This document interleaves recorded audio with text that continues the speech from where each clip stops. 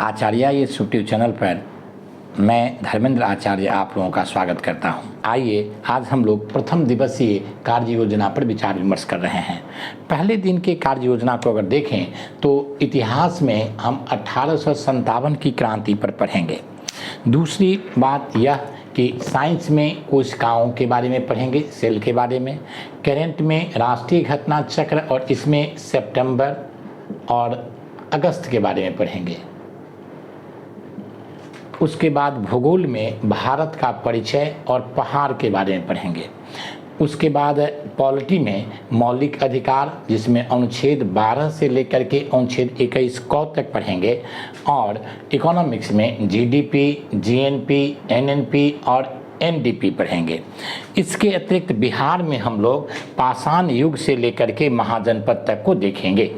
आइए इसी कार्य योजना पर हम लोग आज 24 घंटा में लगभग 9 घंटा समय देंगे। समय के बारे में पहले हम लोग चर्चा कर चुके थे कि इतिहास को हम 2 घंटा समय देंगे प्रतिदिन, साइंस को 2 घंटा समय देंगे, करंट को 1.5 घंटा समय देंगे, ज्योग्राफी को 1 घंटा समय देंगे, पॉलिटी और इकोनॉमिक्स को 1.5 घंटा समय देंगे और बिहार को 1 घंटा समय देंगे।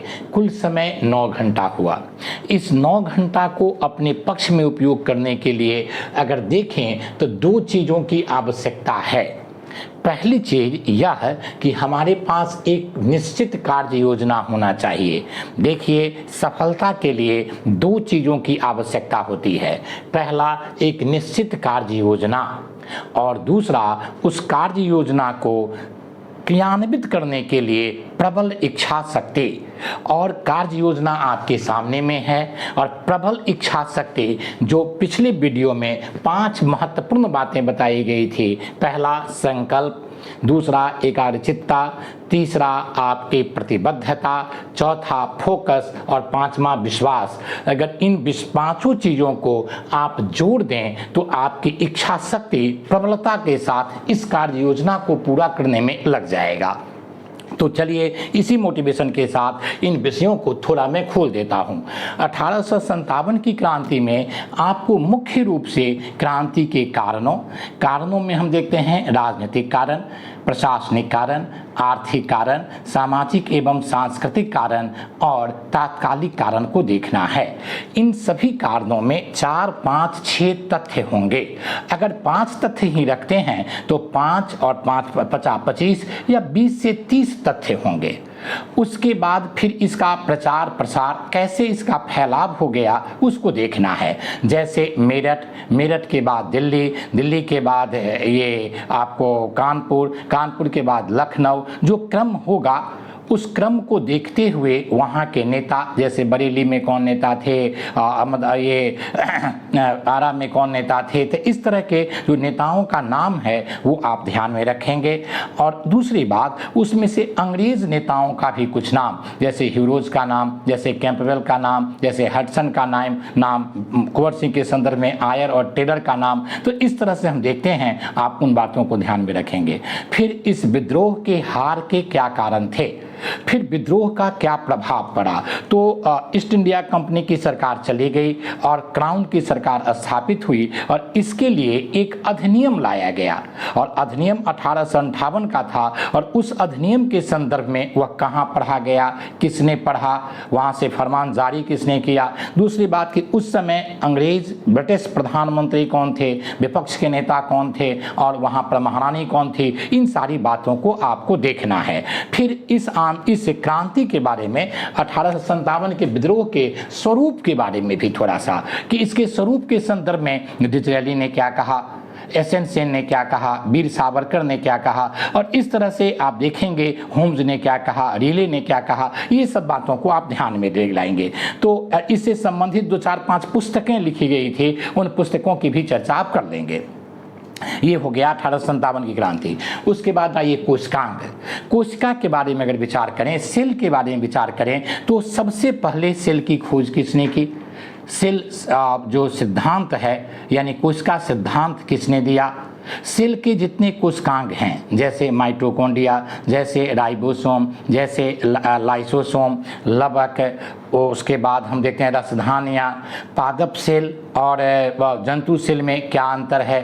पहले तो केंद्रक, कोशिका द्रव्य, कोशिका झिल्ली, इन सारी चीज़ों को आप स्पष्ट कर लेंगे और इनके बारे में अगर कोई साइंटिस्ट हैं जिन्होंने इसके इन्वेंशन में अपना योगदान दिया तो उनको देख लेंगे। और यहाँ पर क्या क्या काम होता है, जैसे प्रोटीन का संश्लेषण कहाँ होता है, किसी सेल का कब्रिस्तान कहा जाता है, कहाँ पर सेल डेड हो जाता है और क्यों हो जाता है। दूसरी तरफ हम देखते हैं कि ये गोल्जी उपकरण के बारे में भी देख लेंगे और इंडोप्लाज्मिक रेटिकुलम के बारे में भी, क्योंकि ये दोनों बहुत महत्वपूर्ण कोशिका के अंग हैं। और कोशिका का विभाजन, कोशिका के प्रकार, तो इन सारी चीज़ों को आप देख लें। तो कोशिका पर 2 घंटा अगर समय देंगे तो मुझे लग रहा है कि इसको आराम से पढ़ा जा सकता है, बहुत स्थिर से ध्यान एकाग्रचित होकर के। और दूसरी तरफ यहाँ इससे संबंधित 2, 4, 10, 20 प्रश्न जो पिछले साल आए हैं उनको आप देख लेंगे। अब तीसरे विषय पर आते हैं, करंट के बारे में। यूटिटेरिया, प्रतियोगिता दर्पण, एसपीडी, जो भी आपके पास मैगजीन हैं उस मैगजीन से आप पीछे से चलें, यानी कि सितंबर और अगस्त का राष्ट्रीय घटनाक्रम आपको देख लेना है। इसमें से विशेष करके जो आर्थिक घटनाक्रम है, राजनीतिक और प्रशासनिक घटनाक्रम है, उसको आप देखेंगे। जो भी सरकार की कार्य योजना होगी नेशनल लेवल पर, जो भी सरकार की बैठक हुई होगी, जो भी निर्णय लिए गए होंगे, उन सारी चीज़ों को देखना है। जैसे वक्फ कमेटी के संदर्भ में जो आपको कमेटी बनाई गई है, पार्लियामेंट्री कमेटी, उसके कौन अध्यक्ष हैं, इसको आपको देखना है। और कई सारी चीज़ें हैं तो ये आप देखेंगे। उसके बाद आइए भारत का परिचय और पहाड़, ये भूगोल में। भूगोल का सिलेबस थोड़ा सा मैं छोटा इसलिए दे दिया हूँ कि इसमें छोटी छोटी बातें हैं। तो भारत का पहले परिचय, सबसे पहला अक्षांशीय और देशांतरी स्थिति भारत का क्या है। दूसरी बात, भारत का क्षेत्रफल कितना है। उसके बाद हम देखते हैं कि भारत में कर्क रेखा भारत से गुजरती है तो किन किन राज्यों से, कितने राज्य हैं, 8 राज्य हैं, उनकी राजधानी कर्क रेखा से ऊपर है या नीचे है। उसके बाद भारत के सीमा रेखा, तो पूरी सीमा रेखा कितनी है, फिर समुद्री सीमा रेखा, स्थलीय सीमा रेखा, कौन लैंडलॉक राज्य हैं, इन सारी बातों को आपको देखना है। फिर समुद्री सीमा रेखा में कई प्रकार के सीमा, जैसे आपको प्रादेशिक सीमा रेखा, संलग्न क्षेत्र, उसके बाद अनन्य आर्थिक क्षेत्र, तो इस तरह की चीज़ों को आप देख लेंगे। पहाड़ में आते हैं तो 2 भाग में बांट देंगे पहाड़ को, और पहाड़ में ट्रांस हिमालयन और फिर हिमालयन क्षेत्र को। तो ट्रांस हिमालयन में आपको मुख्य रूप से काराकोरम देखना है। काराकोरम की सबसे ऊंची चोटी K2 वो कहाँ विद्यमान है। उसके बाद काराकोरम के कुछ अन्य चोटी के बारे में, वहाँ जो दर्रे हैं, वहाँ जो हिमानी हैं, जैसे सियाचिन ग्लेशियर काराकोरम में ही पड़ता है। इसके बाद लद्दाख और जास्कर, और इन क्षेत्रों में सिंधु को भी आप देख लेंगे, सिंधु नदी के बारे में। हिमालय में आते हैं तो हिमालय के बारे में इसके तीनों क्षेत्र को, जैसे बृहत हिमालय, लघु हिमालय और शिवालिक हिमालय, इन तीनों के बीच में जो मेन लाइन है जिसे अलग होता है उनको आप देखेंगे। बृहत हिमालय को थोड़ा विस्तार से देख लेना है, हिमालय की पूरी परिचय ठीक से, जैसे इसकी लंबाई कितनी है, तो हिमालय की लंबाई 2500 किलोमीटर, इसकी चौड़ाई पश्चिम में कुछ और है, पूरब में कुछ और है, इसकी सबसे ऊंची चोटी तो लगभग 7, 8, 10 ऊंची चोटी। जैसे कंचनजंगा की बात करेंगे, जैसे एवरेस्ट तो भारत में है नहीं तो उसकी बातचीत करेंगे, अन्नपूर्णा है, जितना चोटियाँ हैं उन चोटियों को देखेंगे। दूसरी बात कि इसकी घाटियों को, और इसमें बहने वाली जो हिमानी है और इससे निकलने वाली 2-4 नदियों को, नदी को तो हम लोग अलग से देखेंगे, तो आप ये देख लेंगे।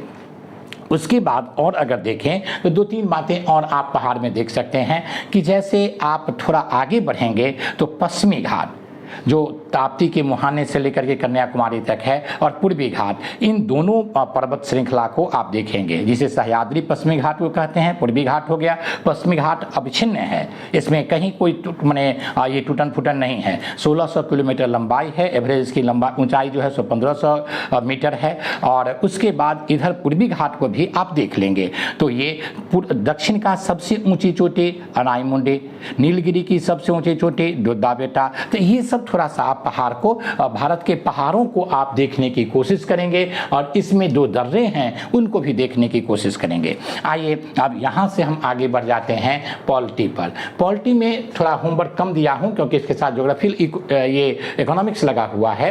तो पॉलिटी में आप सबसे पहले देखेंगे कि भारत के संविधान के कितने भाग हैं। तो भाग तो 22 हैं, लेकिन 25 अभी हैं सब मिला करके। तो आप 12 भाग तक केवल देखेंगे।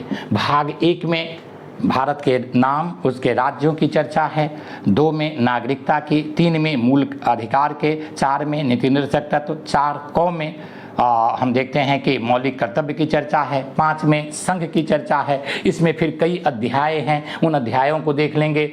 इस संघ की विधायिका की चर्चा कहाँ है, कार्यपालिका की चर्चा, न्यायपालिका की चर्चा। तो इस तरह से भाग 12 तक आप देखेंगे।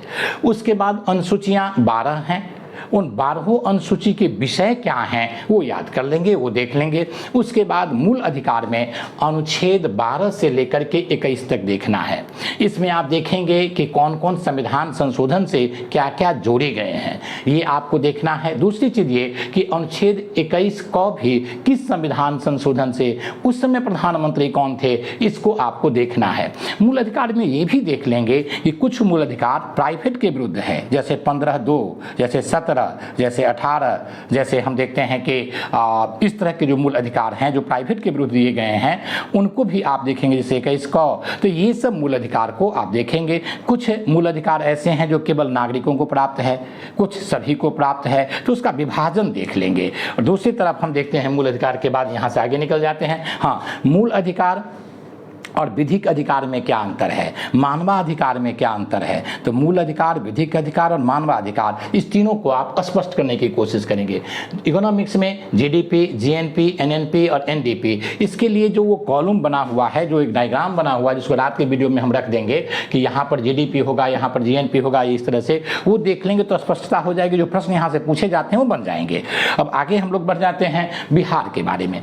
बिहार का पहले परिचय, तो जो भारत की परिचय में था कि इसका देशांतरीय स्थिति, इसका क्षेत्रफल, उसके बाद इनके कितने डिस्ट्रिक्ट हैं, इनके कौन कौन पड़ोसी राज्य हैं, किधर से कितने राज्य उत्तर प्रदेश से, कितने राज्य नेपाल से टकराते हैं, इस सब तरह की बातें आप देख लेंगे। यहाँ की प्रमुख 4, 5, 10 नदियाँ, यहाँ के कितने अनुमंडल हैं, कितने आपको प्रमंडल हैं, कितने डिस्ट्रिक्ट हैं, लोकसभा का क्षेत्र, विधानसभा का क्षेत्र, राज्यसभा का क्षेत्र और ये आप जिला परिषदों की संख्या भी देख लेंगे, विधान परिषद के सदस्यों की संख्या देख लेंगे। तो ये सब मोटी मोटी बातें जो परिचय की बात है उसको आप देखेंगे। उसके बाद नवपाषाण काल में जैसे चेचर, जैसे चिरांद, जैसे सिनवार, जैसे ओरियम, ये सब जगहों के बारे में आप देख लेंगे। वैदिक काल में सतपथ ब्राह्मण में और विदेह माधव की कहानी को देखेंगे। और महाजनपद काल में आप थोड़ा सा जो 16 महाजनपद में 3 महाजनपद यहाँ थे, उन महाजनपद को जैसे अंग, वज्जी और मगध जो सबसे महत्वपूर्ण महाजनपद था, मगध में हर्यक वंश को देख लीजिएगा, खास करके बिंबिसार, अजातशत्रु, उदयन को, और उससे आगे की चर्चा अगले में करेंगे। और 10 गणराज्यों में बुली गणराज्य भी यहीं से था, तो इसको आपको देखना है। तो कुल मिलाकर के यही काम है। काम आपको देखने में ज़्यादा लग रहा होगा, लेकिन 9 घंटा अगर एकाग्रचित्ता के साथ आप पढ़ेंगे, जैसे देखिए एकाग्रचित्ता की बहुत बड़ी विशिष्टता होती है, प्रतिबद्धता के, संकल्प के और फोकस की बहुत बड़ी विशेषता होती है कि अगर 9 घंटा आप फोकस के साथ, एकाग्रचित्ता के साथ, संकल्प के साथ काम करेंगे तो ये 15 घंटा के बराबर होगा। और सीधी आप अगर 9 घंटा पढ़ते हैं तो उसकी उत्पादकता 4 घंटा की होगी। तो जैसे ही आप उसमें एकाग्रचित्ता, संकल्प शक्ति, उसमें हम देखते हैं प्रतिबद्धता और आत्मविश्वास जोड़ेंगे तो 9 घंटा में आप 15 घंटा के कार्य कर सकते हैं। तो नाम के लिए तो 9 घंटा है, लेकिन इसकी उत्पादकता 15 घंटा होनी चाहिए। ठीक 9 बजे रात में मैं लाइव कार्यक्रम में जो भी आप लोगों को यहाँ से समस्या होगी उन समस्याओं के समाधान के लिए उपस्थित होऊंगा। और आप लोग तब तक इसको पढ़िए और निष्ठा के साथ पढ़िए, इस भाव से कि हमारा रिजल्ट निश्चित रूप से हो रहा है। धन्यवाद।